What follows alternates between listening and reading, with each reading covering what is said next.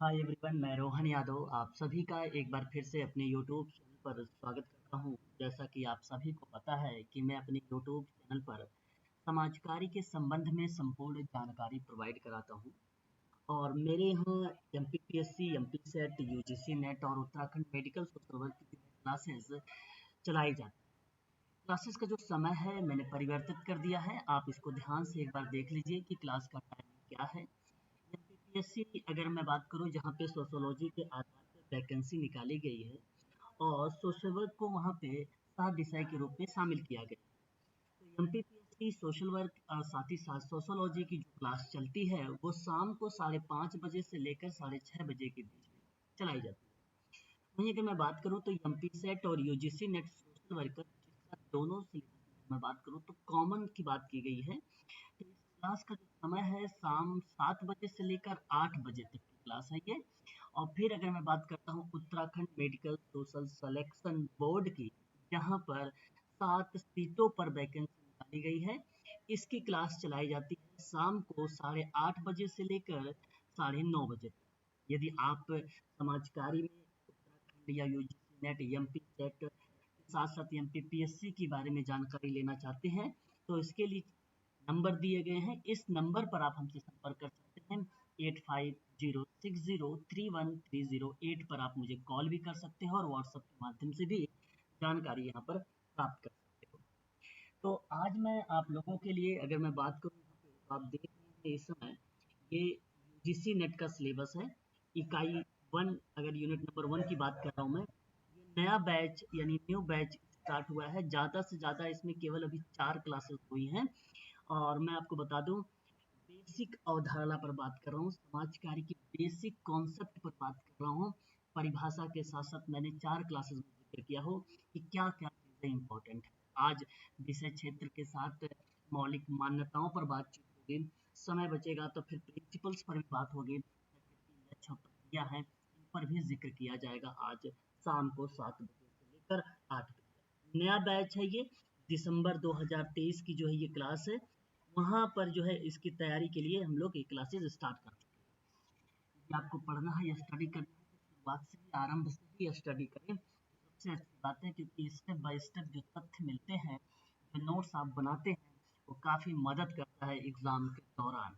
जब आपकी परीक्षा आती है तो शॉर्ट नोट उसी दौरान आपके काम आते हैं। आगे अगर हम बात करते हैं तो आपको मैं बता दूं, ये उत्तराखंड का सिलेबस है। तो मेडिकल सोशल वर्कर्स की बात अगर हम कर रहे हैं, जहाँ पे 7 सीटों पर वैकेंसी निकाली गई है, तो मैं लगभग लगभग पॉइंट नंबर 1 पूरा कवर कर चुका हूँ। आज सोशल पॉलिसी पर मैं बातचीत करूंगा, बेसिक केवल जानकारी दूंगा यहाँ पे, आप आसानी से समझ जाएंगे। अभी हम प्रश्न भी करते हैं इसी सोशल पॉलिसी पर। फिर उसके बाद social reform, social action, social welfare, इन सब से अब हम लोग जो है क्वेश्चंस करेंगे। ठीक है, जैसे मैं यहाँ पर देखिए कुछ प्रश्न लेकर आया हूँ जो सामाजिक नीति का, हालांकि सामाजिक नीति का अभी टॉपिक कवर नहीं हुआ है, फिर भी आप लोगों को इसको ध्यान से देखना है। देखिए पहला प्रश्न ये है कि सामाजिक नीति द्वारा मानव के साथ साथ किस प्रकार के संसाधनों में वृद्धि की जाती है। सही जवाब होगा इसका भौतिक, option number D is the right answer होगा इसका। ठीक है, सामाजिक नीति के अंतर्गत सबसे अधिक समाज के किन पहलुओं पर चयन होता है ना। इसका सही जवाब होगा सामाजिक कल्याण एवं सामाजिक हित के लिए। ऑप्शन पहला ही करेक्ट हो जाएगा। क्वेश्चन नंबर 3 देखिए, निम्नलिखित में से कौन एक सामाजिक नीति का लक्ष्य नहीं है। ठीक है, सामाजिक नीति का लक्ष्य नहीं है। बेसिकली देखिए, लक्ष्य निरुद्योगिता को दूर करना भी है, आर्थिक निरुद्योगिता को कम करना भी है, फिर बाधित समुदाय को पुनर्स्थापित करना भी है। लेकिन मतदान के अधिकार को सुपुर्द यानी डिलीवर करना, ये गलत हो जाएगा, जो कि ये प्रश्न आपका question number 3, option number D सही बताएगा। ठीक है, निश्चिंत रहिए, आज 8:30 बजे वाली क्लास में सोशल पॉलिसी पर बात होगी। उत्तराखंड मेडिकल सोशल वर्क के जितने भी स्टूडेंट हैं, निश्चिंत रहें, सही तरीके से तैयारी चल रही है। केवल अभी पहला वो यूनिट कवर हुआ है, 12 यूनिट है, 11 यूनिट बाकी है। पहले यूनिट का अंतिम बिंदु आज हम बात करेंगे 8:30 बजे वाली क्लास में। क्वेश्चन नंबर 4 देखिए, सामाजिक नीति के अंतर्गत महिलाओं और पुरुषों को एक समान अवसर उपलब्ध कराने का एकमात्र उद्देश्य होता है। Very very most important, IMP के रूप में इस प्रश्न को आप स्क्रीनशॉट भी ले सकते हैं। सही जवाब जेंडर गैप को कम करना। Option number D is the right answer होगा इस प्रश्न का सही जवाब। बात करेंगे क्वेश्चन नंबर 5, निम्नलिखित में से किसे सामाजिक कार्यक्रम की श्रेणी में शामिल नहीं किया जाता है। आजकल के जो प्रश्नों का ट्रेंड है वो बजाय, नहीं, बल्कि जैसे प्रश्नों को है ना। तो क्वेश्चन नंबर 5 का अगर हम सही जवाब बताएं तो अंतरराष्ट्रीय रणनीति पर विचार करना, ये बेसिकली सामाजिक कार्यक्रम की श्रेणी के अंतर्गत नहीं शामिल किया गया है। ऑप्शन नंबर सी करेक्ट होगा। ऑनलाइन क्लास में मैं सभी चीज़ों पर जिक्र करूंगा व्यापक लेवल पर, विस्तृत पर। तो क्वेश्चन नंबर 6 कहता है कल्याणकारी राज्य का आशय क्या है, मतलब इसका तात्पर्य यानी मीनिंग क्या हो सकता है क्वेश्चन नंबर 6 का। तो सही जवाब यहाँ पे देखिए सामुदायिक एवं समग्र विकास करेक्ट है, सभी वर्गों के हित के लिए विकास सही है, विशेष सुविधा प्रदान करना ये भी सही है, इसलिए ऑप्शन नंबर डी का लगाइए, उपयुक्त सभी के सभी करेक्ट। क्वेश्चन नंबर 7 की बात करते हैं, सामाजिक नीति के संदर्भ में कौन एक प्रारूप की श्रेणी के अंतर्गत नहीं आता है। क्वेश्चन नंबर 7 सही जवाब प्रयोजनकारी प्रारूप। आज मैं बात करूंगा कि सामाजिक नीति में कुल कितने प्रारूप होते हैं और हर एक प्रारूप की मीनिंग क्या होती है, ये शाम की क्लास में जिक्र होगा। तो यहाँ पर अगर बात करें तो क्वेश्चन नंबर 7 का सही जवाब ऑप्शन नंबर सी होगा। देखिए हमारे यहाँ क्लासेस जो हैं पर डे चलाई जाती हैं, लेकिन जो बच्चे पेड हैं क्लासेस उन्हीं को दी जाती है, ठीक है, क्लासेस उन्हीं को प्रोवाइड कराई जाती है जो बच्चे हमारे यहाँ पेड है। क्वेश्चन नंबर 1 देखिए, सामाजिक नीति एवं इस प्रकार बनाई जाती है कि कोई भी व्यक्ति वैधानिक सीमाओं के दायरे में रहकर अपने व्यक्तित्व का सर्वांगीण विकास कर सके, यह कथन किस सामाजिक नीति प्रारूप के अंतर्गत आता है। क्वेश्चन नंबर 8 सही जवाब हो जाएगा प्रजातांत्रिक प्रारूप, option number A. Question number 9, भारतीय संविधान के किस भाग में सामाजिक कल्याण के विषय में चर्चा नहीं किया गया है। क्वेश्चन नंबर 9 सही जवाब होगा केंद्र राज्य के संबंध में, option number D is the right answer माना जाएगा।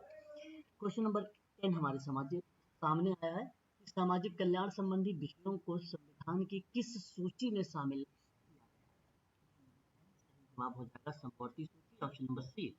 क्वेश्चन नंबर 11, समाज की स्थापना का प्रस्ताव सर्वप्रथम किस वर्ष पारित किया गया था। 11 सही जवाब हो जाएगा 1954। क्वेश्चन नंबर 12 नंबर का है, किस चार्टर अधिनियम के अंतर्गत शिक्षा के विकास का प्रावधान किया गया था और ईसाई मिशनरियों के कार्यों को स्वीकृति प्रदान की गई थी। क्वेश्चन नंबर 12 सही जवाब यहाँ पर ऑप्शन नंबर ए होगा, चार्टर एक्ट 1813 वाला। विधवा पुनर्विवाह के प्रयास के लिए 1861 ईस्वी में किसने विधवा विवाह की समिति की स्थापना की थी। नंबर 13 का सही जवाब हो जाएगा गोविंद रनाडे। क्वेश्चन नंबर 14, समाज कल्याण के क्षेत्र में स्वयंसेवी संगठनों के प्रयास को प्रोत्साहित करने एवं सुदृढ़ बनाने के लिए वर्ष 1953 में किस बोर्ड का गठन किया गया है। बहुत ही व्यापक लेवल पर बात किया है, केंद्रीय समाज कल्याण बोर्ड दुर्गाबाई देशमुख का है। और आप सब इस प्रश्न से अब अच्छी तरीके से रूबरू हैं, क्योंकि ये प्रश्न वेरी वेरी मोस्ट इंपॉर्टेंट है, ये परीक्षा में अवश्य ही पूछा जाएगा। क्वेश्चन नंबर 15 हमारे सामने है, कहता है कि निम्नलिखित में से किस संवैधानिक अनुच्छेद का संबंध सामाजिक विकास नीतियों से नहीं है। सही जवाब होगा अनुच्छेद 48 का ए जो है, ये बेसिकली अगर मैं बात करूं सामाजिक विकास की नीति से संबंधित नहीं है, बाकी सारे आर्टिकल्स यहाँ पे शामिल किए। क्वेश्चन नंबर 16 की बात कर लेता हूँ, very very most important question थी, ये समझो है, संविधान के किस अनुच्छेद के अंतर्गत सरकारी सेवाओं में अनुसूचित जातियों के लिए आरक्षण का प्रावधान किया गया है। सही जवाब ऑप्शन नंबर बी होगा, अनुच्छेद 16 और अनुच्छेद 335 यानी 335। बात करेंगे क्वेश्चन नंबर 17 के बारे में कि अनुसूचित जनजातीय के लिए विकास योजना की किसे शामिल नहीं करता है, किसे शामिल नहीं करता है। क्वेश्चन नंबर 17 सही जवाब यहाँ पर जो माना जाएगा वित्तीय सहायता योजना मानी जाएगी, विकास योजना में शामिल नहीं किया, परंतु अनुसूचित जाति के पॉइंट ऑफ व्यू में। ऑप्शन नंबर देखिए हमारे यहाँ उत्तराखंड मेडिकल सोशल वर्क और यूजीसी नेट दिसंबर 2023 के समाज कार्य की ऑनलाइन क्लासेस अवेलेबल हैं। टॉपिक वाइज आपको पूरी चीज़ें कवर कराई जाएंगी और हर एक टॉपिक के बाद प्रश्न करवाए जाएंगे। यूनिट जैसे ही कवर हो जाएगा तो इस यूनिट के बाद आपके क्वेश्चंस करवाए जाएंगे, पीवाईक्यू भी करवाए जाएंगे, इत्यादि सभी चीज़ें इसमें शामिल की गई हैं। देखिए और भी प्रश्न हैं जो ट्रेडिशनल प्रश्न हैं विगत वर्ष में पूछे गए हैं, वो उन भी प्रश्नों को थोड़ा सा हम लोग देख लेते हैं। समाज कल्याण प्रशासन किसके अंतर्गत आता है। देखिए वेरी वेरी मोस्ट इंपॉर्टेंट सवाल है ये। और social welfare administration is coming under the तो मैं आपको बता दूं, indirect method of social welfare होता है, ये option number B is the right answer होगा, जिसको हम लोग सामाजिक की नीति के अंतर्गत अप्रत्यक्ष विधि को शामिल करते हैं। ऑप्शन नंबर बी हो जाएगा। वहीं अगर हम बात करते हैं, देखिए हमारे सामने दूसरा प्रश्न ये है, समाज कल्याण प्रशासन रेफरल है ना। अगर हम यहाँ पर बात करें, welfare administration is refer to, is the right answer क्या यहाँ पर माना जाएगा कि सामाजिक नीतियों को कल्याण कार्यक्रम में बदलना, नीतियों के शासन के तरीके के रूप में रखना, समाज कल्याण के लिए प्रशासन की प्रणाली में शामिल करना, या उपर्युक्त सभी। यहाँ सभी जवाब करेक्ट हो जाएगा। कल्याण प्रशासन रेफरल क्या होता है? Option number D is the right answer, सभी विकल्प माने जाते हैं। ये प्रश्न जो है एग्जाम में पूछे जा चुके हैं। क्वेश्चन नंबर अगर मैं थर्ड की बात करता हूँ, तो the nature of social welfare administrations are, आपके सामने ऑप्शन दिया गया है यहाँ पे। तो ध्यान रखिए, प्राप्त किया जा सकता है, बिल्कुल रिक्वायर्ड है ये, या प्रकृति के उद्देश्य के संबंध में होता है, बिल्कुल सही है। ज्ञान का व्यवहारिक अनुप्रयोग होता है, बिल्कुल सही है। सभी विकल्प सही है यहाँ पर, option number D is the right answer, all the option are correct माना जाएगा यहाँ पर। ठीक है, क्वेश्चन नंबर नेक्स्ट ले लेते हैं। देखिए, हेनरी फेयोल के अनुसार प्रशासन की कौन सी श्रेणी नहीं शामिल है ना। तो ये भी चीज़ें आपको ध्यान रखना है। ये भी सवाल इम्पोर्टेंट हमारे लिए है, एग्जाम में इससे भी प्रश्न पूछा जा सकता है।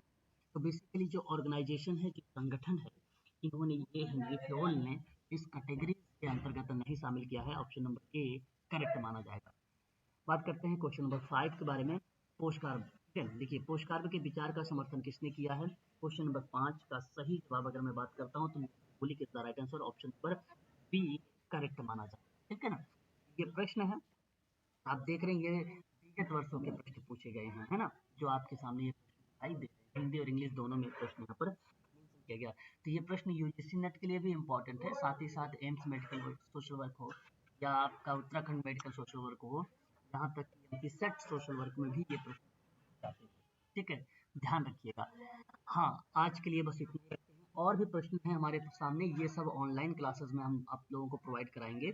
ठीक है, जो बच्चे इस कोर्स को परचेज कर रखे हैं, वहाँ पर प्रोवाइड कराऊंगा मैं। पब्लिक वीडियो है, यदि आप MPPSC, ठीक है, यदि आप MP सेट की तैयारी कर रहे हैं, साथ ही साथ दिसंबर UGC नेट की अगर आप तैयारी कर रहे हैं, और उत्तराखंड मेडिकल सोशल वर्क की आप तैयारी कर रहे हैं, तो उसके लिए आप संपर्क कर सकते हैं 8506031308 पर, कॉल भी कर सकते हैं, और व्हाट्सएप के माध्यम से भी हमसे बातचीत कर सकते हैं। पूरी इंफॉर्मेशन आप यहाँ से हमसे प्राप्त कर सकते हैं। ठीक है, तो आज के लिए बस इतना ही। अधिक जानकारी अगर आपको चाहिए तो नीचे डिस्क्रिप्शन में जाएंगे, पूरी डिटेल मेरा मिलेगा, उससे भी आप हमसे बातचीत कर सकते हैं और मुलाकात, पूरी जानकारी आप ले सकते हैं। ठीक है।